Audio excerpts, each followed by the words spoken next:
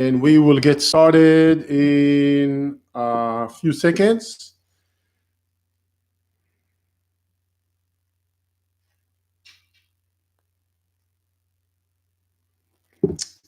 Very good, very good. Good morning, Mr. Gardner, working outside. Good morning, good afternoon, good evening, everyone. Thank you for joining me. This is Danny. If you are here watching, listening, participating, as always, your likes are appreciated, mainly because it helps tell others and the Facebook algorithms, as much as we know, that something is going on, something fascinating is going on. So thank you for joining, and thank you for those of you who are watching live or in the recording on YouTube and on the podcast. We are definitely doing multiple channels. Here's the podcast right here. Thank you. I think I saw a heart from Alon. Hey, Alon. Thank you. Thank you, my friend. Good to see you. I apologize a little bit with the cold this morning. Hopefully, it won't disturb us too much. Today, I'm going to talk about the steps of investing, the step by step. I won't dive into every step in details, but just to give you a general outline. And here's why I decided to do this today. What I have found that when I talk to investors on an ongoing basis, they always ask, so what are the steps working with you? It's kind of a repetitive question. And someone suggested, maybe talk about it. And I thought, great, because true, it is something that comes up quite a lot. I am hoping I have no issues with Facebook on my end, but for some reason, if there's people on my screen here for Facebook comments, I don't see anyone. Interestingly enough. Oh, okay. Happy Friday. Oh, it's working. Hello. Good. Hi, Anat, Alon, Dror, Matlon. Hi, everyone. Good. Thank you. Okay. The test, opened everything. Okay. So the topic for today, but the steps is based on a feedback. Basically, you guys keep asking this, and I decided I may as well just talk about it. So here we are. Experience or not, those are the steps that are typically similar from one transaction to another. There may be some tweaks that we added into the mix. So, one of them I'm probably not going to talk about. The others I will. Okay. So usually this is how it works. You wake up and decide that you want to invest in real estate.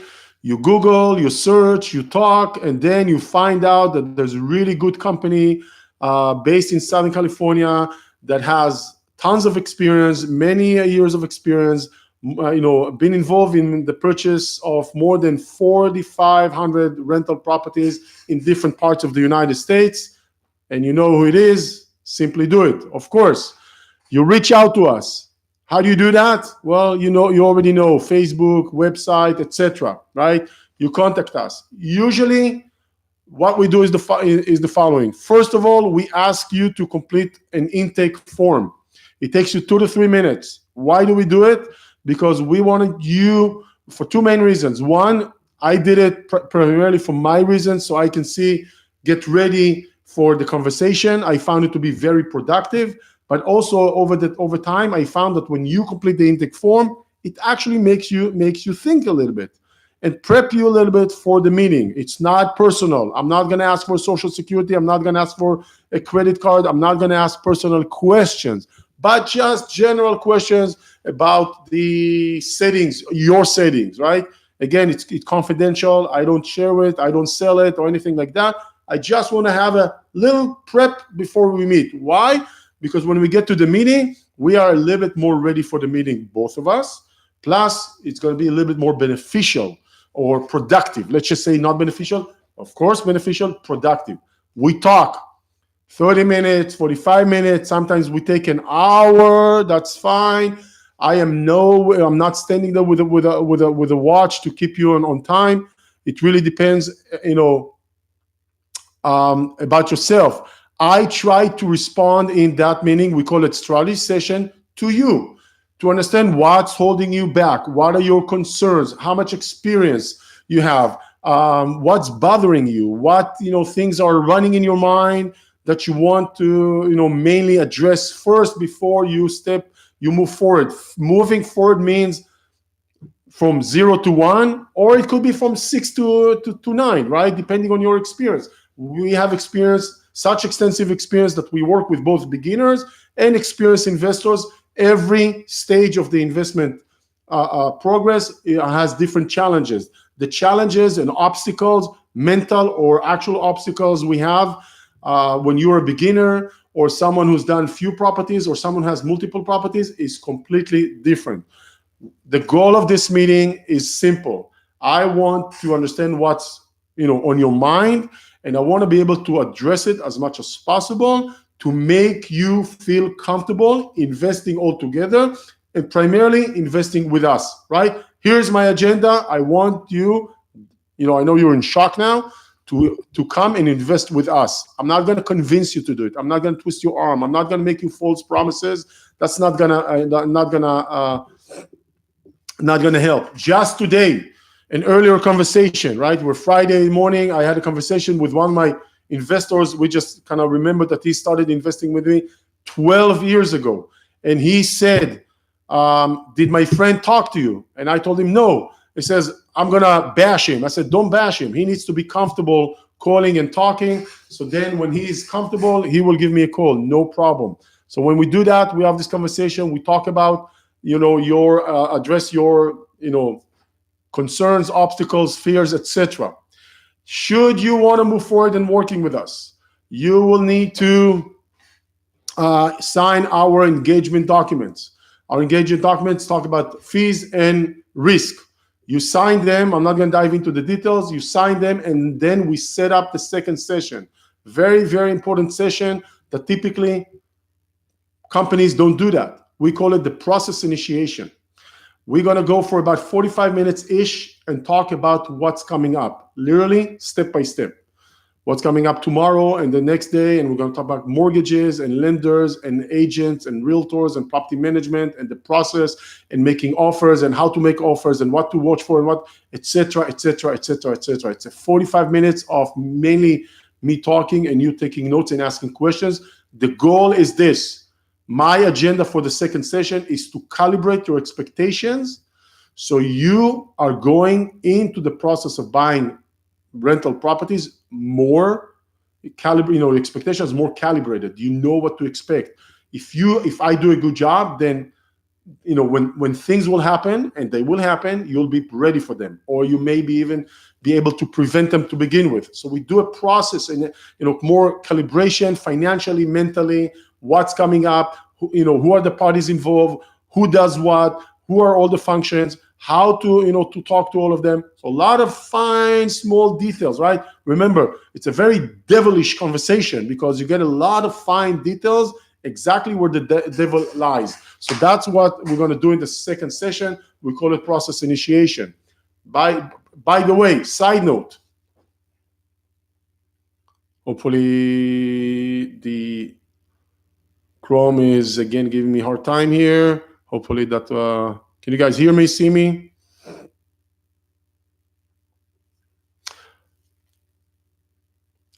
What's going to happen,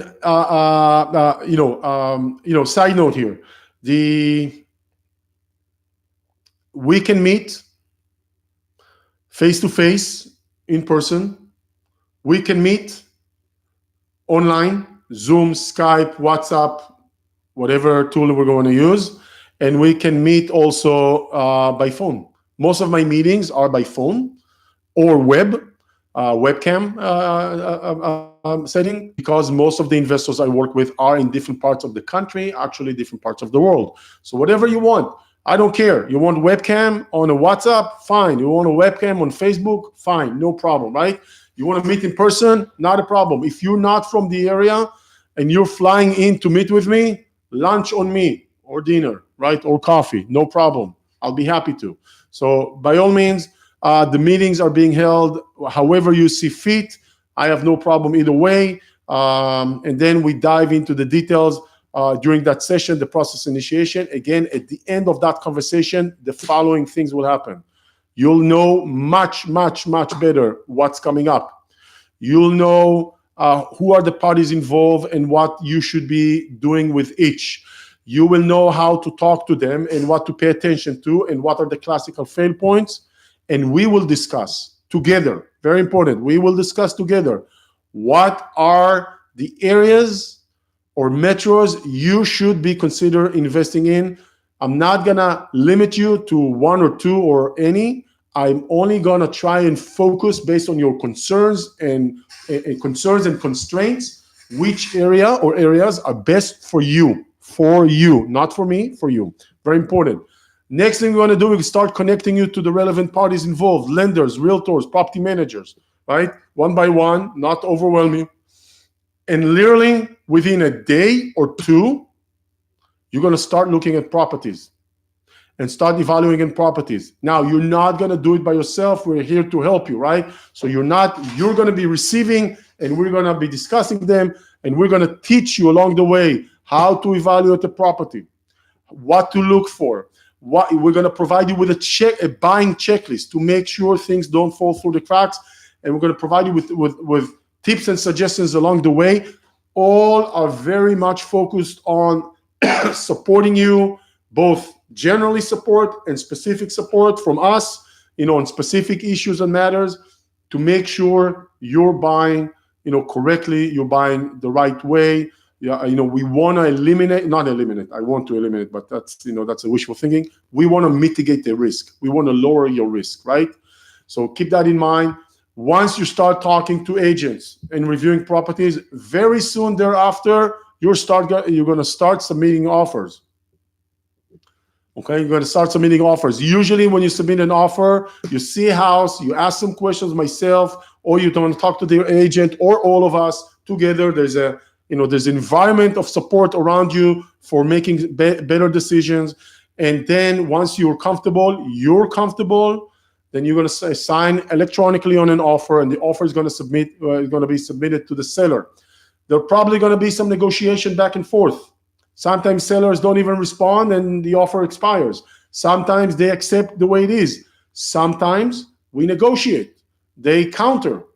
They can counter on price, they can counter on terms, they can counter on multiple things.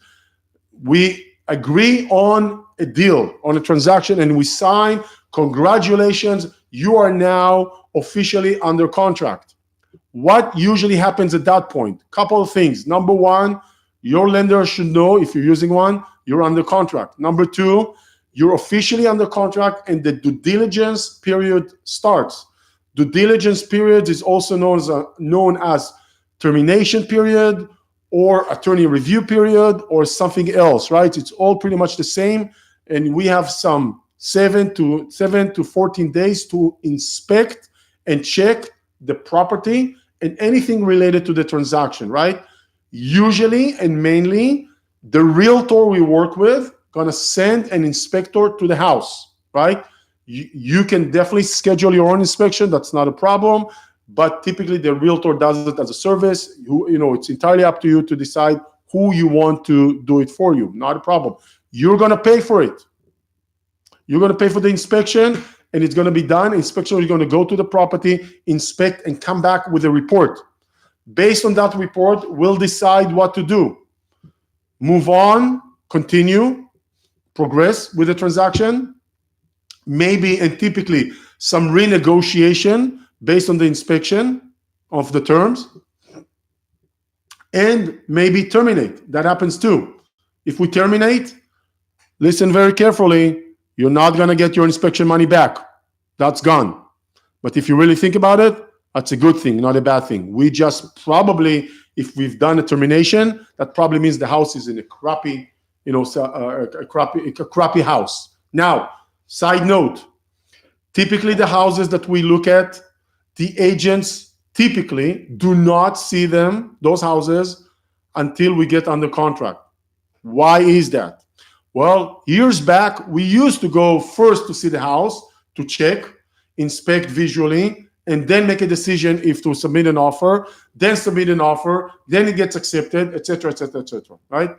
What happens in the past 5 years or so, maybe less, 4 years or so, by the time when we used to do the same MO, the agents would go to the houses first, and again and again and again and again, the houses were getting under contract before the agent could get there. So there's no point driving the agent around, wasting time when they need to evaluate and find properties. So we first evaluate the property. Our agents are well informed and educated and trained in what to look for, how to evaluate, how to analyze using the Simply Do It Excel, and then they're sending all that information to you, so you have that information in front of you to make a decision. You get an analyzed property, right? And then only when we submit an offer and it gets accepted, only after acceptance, right after scheduling the inspection, the agent goes to the property, typically for the first time. Yes, sometimes they do go before, but typically not. That's going to be the first time the agent really sees the property. And they know what to look for, not just about the property itself, but altogether about the area and what to be, to make sure they're not missing on other things besides the property itself. Now, they're going to check and make sure everything is fine. If they see a reason, our agents, why we should consider not moving forward with the transaction, we will terminate it. Okay, we'll do a termination. There could be several reasons. Typically, they go in, they check, and then they wait for the inspection to come in and do the inspection. Many times or sometimes the inspector will come out and have more feedback, more in-depth, detailed feedback on the property. Usually that's what happens, than what the realtor will do. Why is that? Very simple. The realtor does not check for heat, does not check for temperature, does not check for water leaks, does not open all the cabinets, does not go on the roof or in the attic or into the crawl space, right? They do a visual inspection. The inspector does a more in-depth inspection. There's going to be a difference between what they do. Keep that in mind. Now, we've done an inspection, like I said. We go back, we renegotiate, assuming everything is fine. We'll proceed with the transaction, and now we have to wait for closing, typically waiting for the lender to come in. And then we have the closing date. Just before the closing date,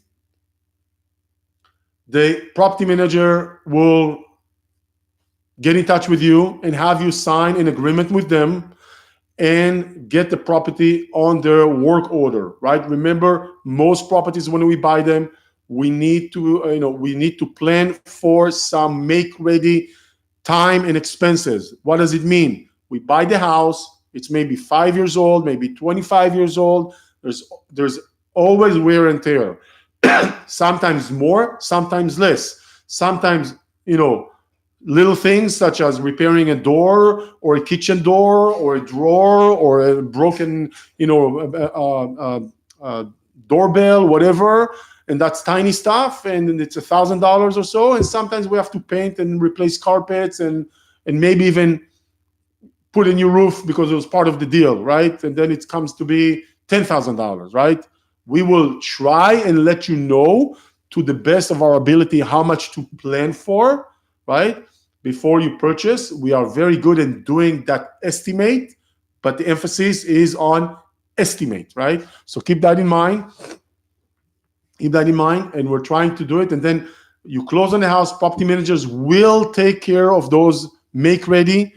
Sometimes it can be as short as 2-3 days. Sometimes it can be as long as 2 weeks, depending on what's the scope of work, obviously. And then we can put the house on the market and then rent it, list it. Okay, that's what we do. Property managers are marketing the house for rent, are listing it, are doing advertising and everything. And then when applications are coming through, they do the background check, the everything that needs to be done in order to evaluate the potential tenant. And then typically, if everything is fine, they're gonna just move forward and accept the tenant. If the applicant doesn't qualify based on their parameters, they're gonna reject. And if it's borderline, that's when usually they reach out to you and say, we have a borderline person. What do you want to do? Okay, just be aware of that. We have added some additional checks and balances into the system that I didn't discuss. Not a lot of them, but there's at least one or two things that we added that our buying power enables us to do. I'm not gonna talk about that just because we keep it as a little bit of an advantage. I just want you to be aware, a big portion of what we do here, a big part of our time, is not just finding metros, but also finding ways how to increase security, how to add more checks and balances into the system, which we've done that. Our buying power enables us to do it, many times. Again, checks and balances means we want to provide you with a better investment settings. That's the truth here. That's what drives us. So we are always focusing on two main areas: how to increase the returns financially, that's one, and how to decrease the risk or find ways how to mitigate potential risk. Most of the transactions that are being done with us are done completely sight unseen, meaning the owner investor is buying remotely from a different part of the country, different part of the world. Many times that's what it happens. Should you go and see the property? Well, if you ask my opinion, absolutely. I think it's very, very beneficial for you to go out and see what you're buying. 15% of our investors do go and see. Usually it comes in two ways. One, they're flying out to the area and spending a day, maybe two, with the local team, meeting them, seeing potential houses, looking around, driving, learning. You're not gonna learn an entire metro within a day or two, or even a week. But it gives you more confidence about doing this, more comfort. You meet the people, you see that they are normal people. You see different houses. It becomes from a very abstract concept to a very real one.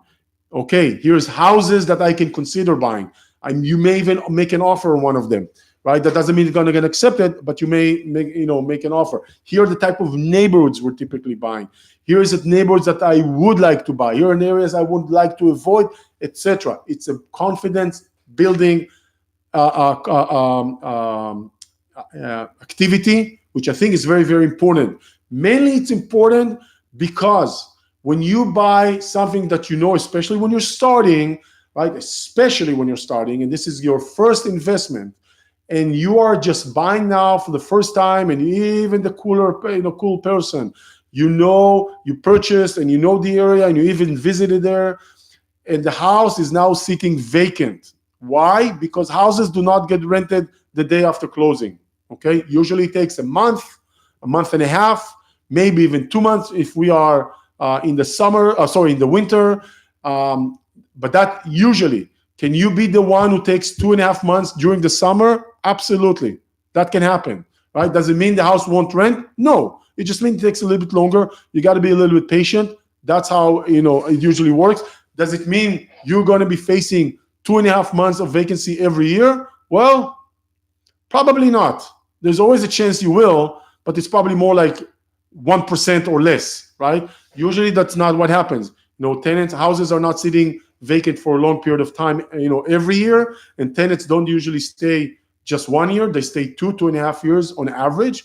But so you will experience vacancies. I have a whole different set of podcast and session on the drama. I think I did it a week ago or 2 weeks ago. Look it up.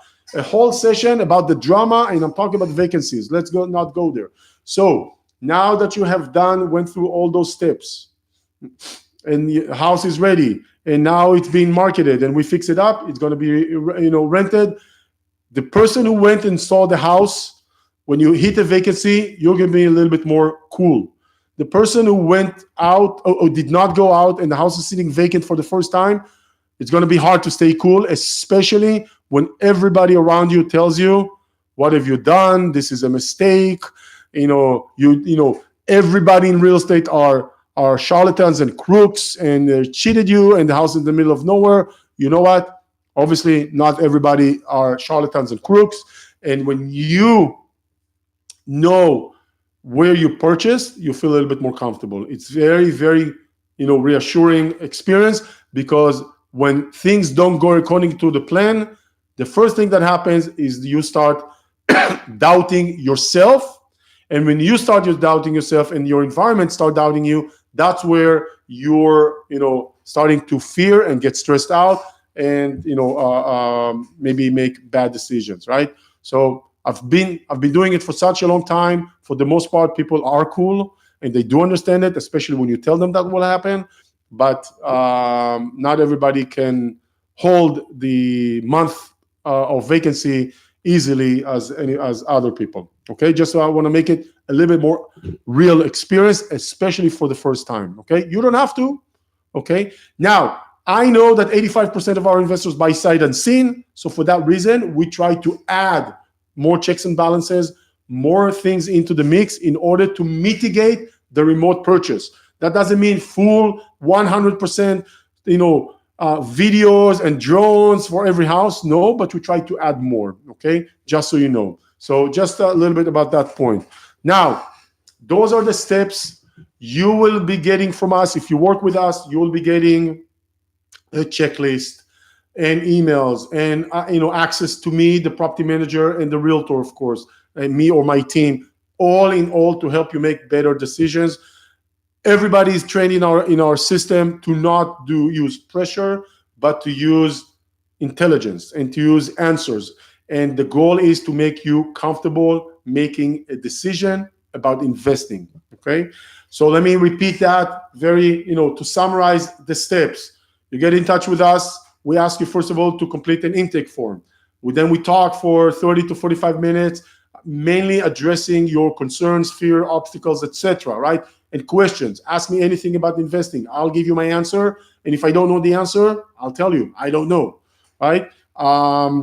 After that conversation, typically, or when we start moving forward, we ask you to sign our engagement documents. Then we hold a second session. Second session, it's what we call the process initiation. Once we're done with the process initiation, we'll start connecting you to the relevant parties, primarily lenders and realtors. And literally within 2 days or so, you'll start, or day or two, start looking at actual rental properties that you can consider investing in. If you are a theoretical person who likes to talk big talk, but are not about getting things done, maybe this is not the right place for you. But for those of you who are interested in execution and doing, that's what we are very focused about.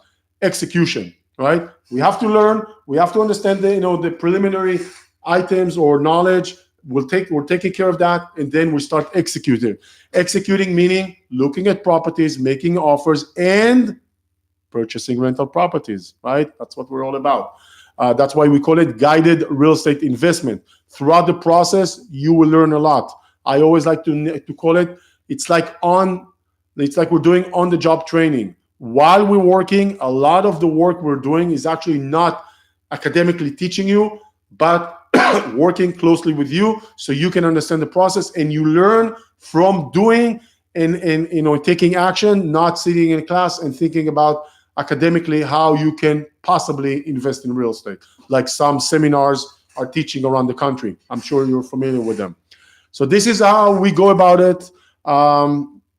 If you are interested in looking at the type of properties we have to offer, you can go to reistart.com. REI stands for real estate investment, start like a beginning.com, reistart.com, and you will be able to see the type of areas and properties we invest in.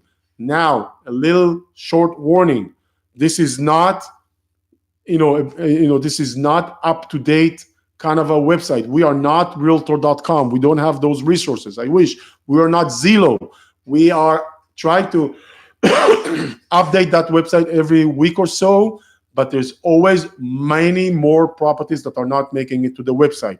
Consider this website as a flavor, as a taste, as an example. Maybe a house there is available, maybe not, but if not, something similar. When you go on reistart.com, look, consider this as something of a good representation of what's available out there. When we start working together, we may take some specific strategies and ideas and incorporate them or teach you how to use them on a case by case. Some of the things we work with the advanced investors are a little bit different from the first time buyer, right? For a reason of simplicity and complexity. So we do take into considerations you and your challenges and your level of experience, and try to suggest ways you can go about it better or in a different way, all in all to help you succeed. Guys, it's very simple. I want you to succeed. I know it sounds like a cliche, but if you succeed, here's what's going to happen. Besides the fact that we are going to be compensated as a company, you're going to come back and buy another one and recommend your friends and family, and my business will thrive. Very simple. So I need to earn your business when we start working together, but I always need to continue earning your business when we continue working together. So that's very, very simple here, and we do get compensated. That's obviously something that we get paid for, but I want you to understand, beyond the compensation, I see the bigger picture here. More than I see my compensation, I love seeing the people who call me and say, I bought so many properties with you, I bought so many, done this, done that, and and to see what kind of an impact it has on their lives. That's really, that's like the real reward of seeing you're doing something, and over time, it takes time, the impact it has on people's life. That's amazing. That's amazing, and that takes time until you actually not just say it, but actually see it and sense it. With that said, I am done talking about us and Simply Do It and the way we go about it. If you have any questions, by all means, it can be related to the topic. It can be not related to the topic. Feel free to put it on the comments. You are most welcome to get in touch with us, of course.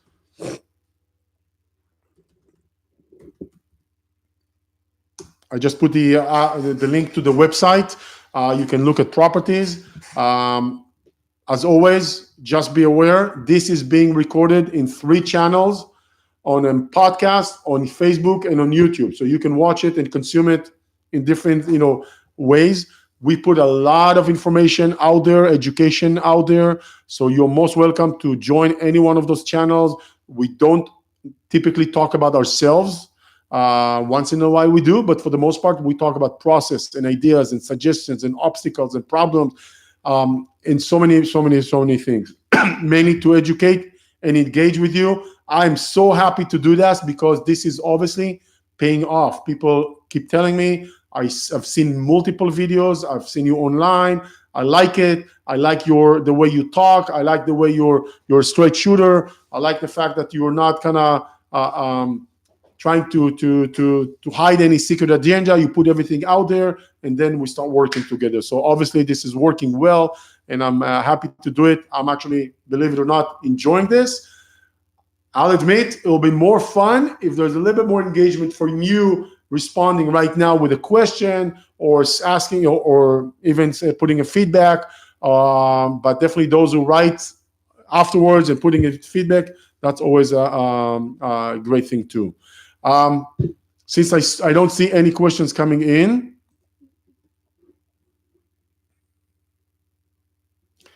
I'm going to wait for 2.5 seconds here, maybe 3, before I let us all go for the rest of our day.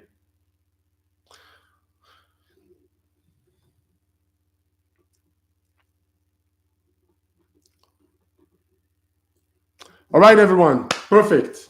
I want to say thank you for sticking. Thank you for joining. Thank you for listening. Thank you for watching the recording if you're not on the live session or listening in the other channels. I'm Danny, and I want to wish you a great rest of your day, a great weekend, and of course, Shabbat Shalom, everyone. Bye-bye.